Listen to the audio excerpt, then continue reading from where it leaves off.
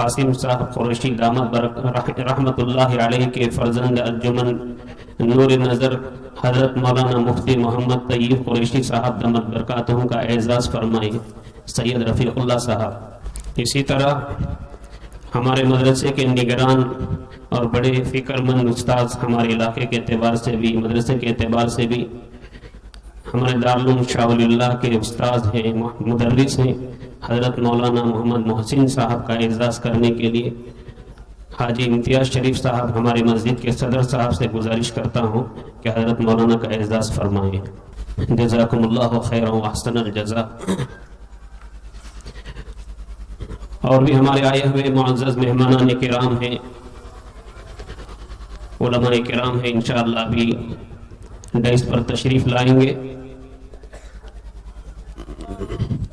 ہمارے اس مدرسے کے جو اصل بانی ہیں حاجی ابراہیم صاحب مڑوال والے، اللہ تبارک و تعالیٰ ان کی مغفرت فرمائے، کروٹ کروٹ جنت نصیب فرمائے۔ آپ کے فرزند الحاج ندیم شریف صاحب اگر اس مجمع میں ہیں تو اسٹیج پر تشریف لائیں۔ ہمارے مدرسے کے اساتذہ جن کی محنتیں اور قربانیاں ابتدائی سے الحمدللہ ہمارے اس ادارے کے ساتھ رہی ہیں، ہمارے مدرسے کے اساتذہ یہاں اسٹیج پر تشریف لائیں۔ الحمدللہ کوئی بھی ادارہ طلبہ کے ساتھ ساتھ اگر اساتذہ کی محنت نہیں ہوں گی تو ترقی نہیں ہو سکتے، لیکن یہاں الحمدللہ بہت ابتدائی سے جو قربانیاں ہیں، ابھی مدرسے کا تعارف آپ کے سامنے آئے گا، ابتدائی سے الحمدللہ بڑی قربانیوں کے ساتھ اس ادارے کا نظام چلا ہے، اور یہ ادارہ الحمدللہ اب سے تقریباً 22 سال پہلے قائم ہوا تھا، اور وہاں سے جو ہے مستقل اس کا نظام بہتر سے بہتر شہر کا معروف ادارہ دارالعلوم شاہ ولی اللہ کی سرپرستی میں الحمدللہ اس کا نظام چل رہا ہے۔ تعلیم و تربیت کے اعتبار سے بڑی فکروں کے ساتھ الحمدللہ ہمارے اکابر حضرات نظام چلا رہے ہیں، اللہ تعالیٰ ان کو بے انتہا قبول فرمائے۔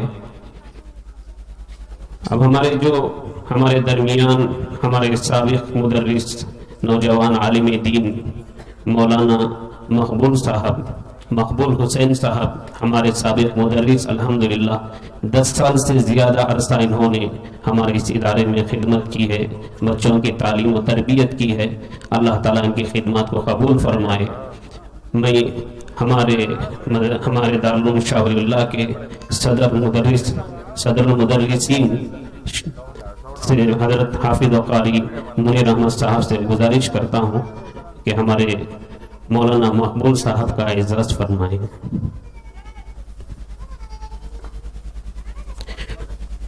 اسی طرح موجودہ اساتذہ میں ہمارے مولانا رفیق الرحمان صاحب، مولانا آصف شریف صاحب تشریف لائیں۔ الحمدللہ بڑی فکروں کے ساتھ، محنتوں کے ساتھ کام ہو رہا ہے، جس کا نتیجہ آپ کے سامنے ہے۔ الحمدللہ ان سالوں میں ان محنتوں کی فکروں کی بنیاد پر جو طلبہ ہمارے یہاں سے فارغ ہوئے ہیں، مختلف علاقوں میں، مختلف مدارس میں، بلکہ شہر کے معروف اور بڑے مدارس میں الحمدللہ خدمات انجام دے رہے ہیں۔ جن مدارس میں خدمت انجام دے رہے ہیں ان میں شہر کا معروف ادارہ جامعہ مسیح العلوم، وہاں تدریسی خدمت انجام دے رہے ہیں، ہمارے یہیں سے فارغ حافظ قرآن ہیں۔ اور اسی طرح دارالعلوم مبارکہ ابھی آپ حضرات نے دیکھا قرآن کریم کی تلاوت انہوں نے کس بہترین انداز میں اور بہترین آواز میں انہوں نے قرآن پاک کی تلاوت کی۔ ایسے بہت سارے اداروں میں الحمدللہ یہاں کے فارغین خدمات انجام دے رہے ہیں، اور اسی طرح بہت ساری جگہوں میں امامت کا اور مکاتب کا نظام سنبھالے ہوئے ہیں۔ یہ چھوٹا سا علاقہ اور چھوٹی سی بستی، جس وقت یہ علاقہ آباد ہوا تھا یہاں مسلمانوں کی بہت تھوڑی اور معمولی مقدار تھی جب مدرسہ قائم ہوا تھا، لیکن الحمدللہ اس وقت سے چلتے چلتے آج مسلمانوں کی تعداد بھی کافی ہو چکی ہے، تقریباً 250-300 مکانات الحمدللہ یہاں موجود ہیں۔ دینی اعتبار سے الحمدللہ بڑی فکریں ہوتی ہیں، دعوت و تبلیغ کے اعتبار سے بڑی محنتیں ہوتی ہیں، اور ادارے کے اعتبار سے الحمدللہ علاقے کا بھی بڑا اچھا نام رہا ہے، ادارہ بھی الحمدللہ کامیاب رہا ہے، جس کا نتیجہ آپ دیکھ رہے ہیں۔ الحمدللہ ان سالوں میں 29 حفاظ کرام ہمارے درمیان تشریف فرما ہے۔ 2-4 حفاظ کرام ابھی مدارس میں امتحانات کا سلسلہ ہے جس کی وجہ سے آ نہ سکے، باقی جو یہاں آپ حضرات کے سامنے تشریف فرما ہے، ابھی ان حضرات کی دستار بندی ہوگی اور ہم جو ہے اسی دستار بندی کے عنوان پر یہاں جمع ہوئے ہیں۔ اب ہمارے درمیان ایک بڑی اہم شخصیت، شہر کا ایک علاقہ ہے ہیگڑے نگر، جو شہر کے شمال کی جانب وہاں ایک بڑا ادارہ قائم ہوا ہے جامعہ مرکز العلوم کے نام سے۔ ماشاءاللہ ہمارے حضرت مولانا مفتی نظام الدین صاحب ہمارے رفیق محترم بھی ہیں۔ آپ جو ہے بڑی محنتوں سے اور فکروں سے اس علاقے میں بلکہ پورے شہر میں الحمدللہ آپ کا نام ہے، آپ کی محنتیں ہیں، اور آپ دعوت کے عنوان پر اور مدارس کے عنوان پر جو ہے ملک کے مختلف علاقوں میں دورہ کرتے رہتے ہیں۔ الحمدللہ آپ یہاں تشریف فرما ہیں اور آپ جو ہے الحمدللہ ہمارے درمیان ابھی تشریف لائے۔ میں الحاج محبوب صاحب سے گزارش کرتا ہوں کہ حضرت مولانا مفتی نظام الدین صاحب کا اعزاز فرمائیں۔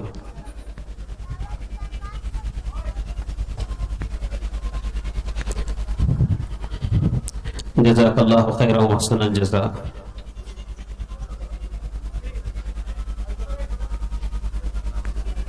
محمد غوث صاحب اسٹیج پر تشریف لائیں۔ قابل صد احترام حضرات علماء اعظام، عمائدین شہر، دور دراز سے آئے ہوئے مہمانان کرام، پردہ نشین خواتین اور عزیز طلباء، میں سب سے پہلے اس رب کریم کا شکر گزار ہوں جس نے ہم سب کو پاکیزہ علمی ماحول میں جمع فرمایا اور ملت اسلامیہ کے اکابرین علوم و فنون، اسلامی تہذیب و تمدن کے واقف کار اور اصحاب فکر کے زیر سایہ تربیت حاصل کرنے اور اپنی علمی تشنگی کو بجھانے کا بہترین موقع فراہم فرمایا۔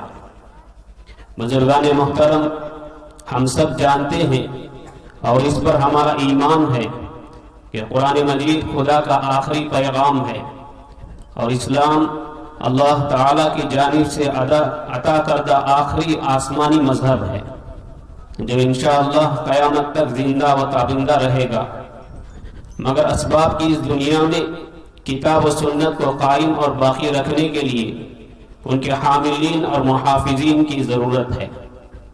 پھر ان حاملین و محافظین کو تیار کرنے اور مسلمانوں کو اسلامی طریقے پر برقرار رکھنے کے لیے مدارس اسلامیہ کی ضرورت ہے۔ اگر یہ مدارس نہ ہوتے تو شاید قرآن تو ہوتا مگر اسے پڑھنے اور سمجھنے والا کوئی نہ ہوتا، مسلمان تو ہوتا مگر عقائد حقہ اور اعمال صالحہ کا تصور تک نہ ہوتا۔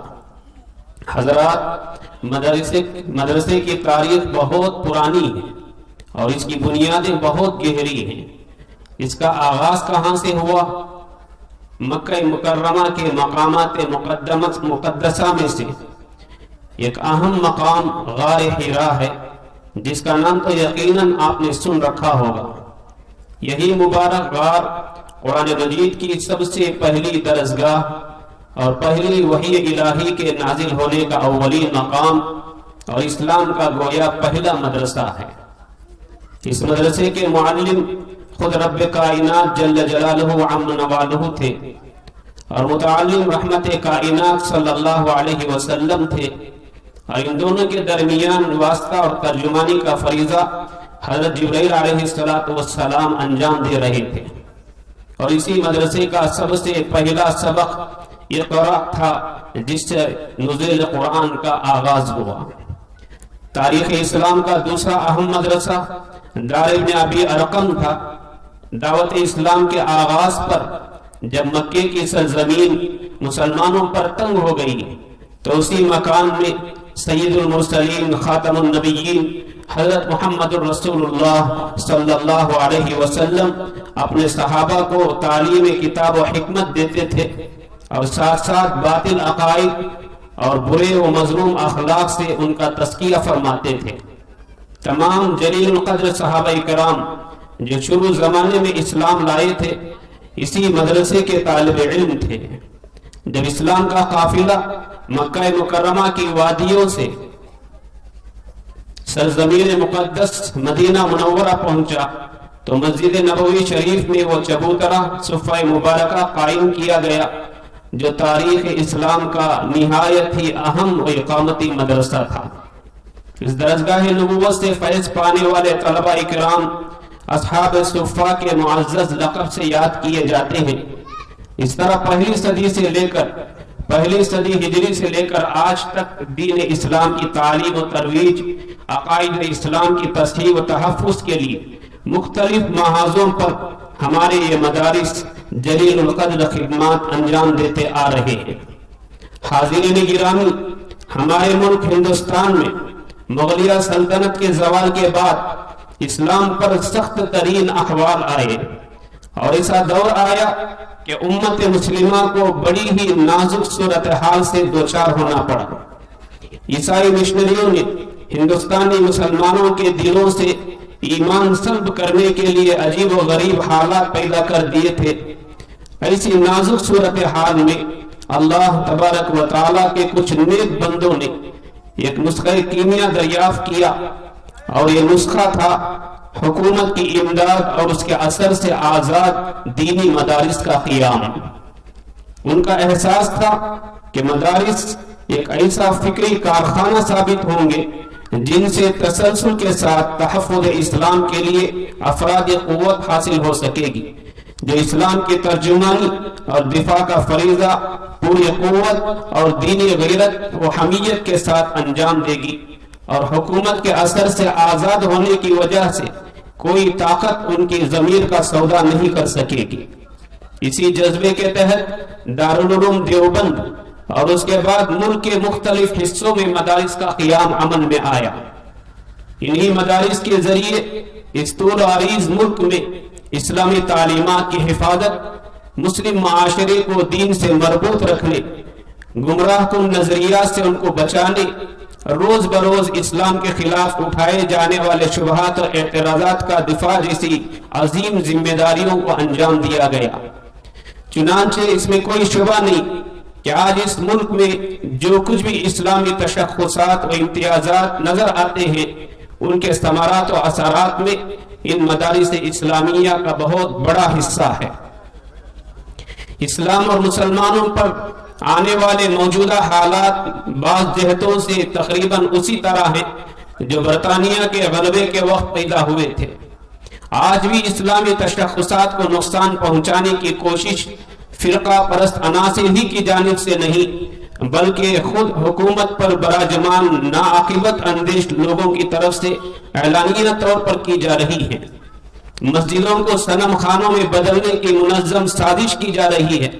इस्लामी शाआइर के खिलाफ आवाजें बुलंद की जा रही हैं। शहरों, महल्लों और सड़कों के नाम तब्दील किए जा रहे हैं और मुल्क की तारीख को मस्क करके उसके अंदर मौजूद इस्लामी छाप को खुरेद कर असर न उसमें बातिल अपने रंग और नक्श को दाखिल कर रहा है। अफसोस कि जिस कौम ने मुल्क की आज़ादी के लिए सबसे ज्यादा कुर्बानियां दी उनसे वफादारी का सर्टिफिकेट मांगा जा रहा है।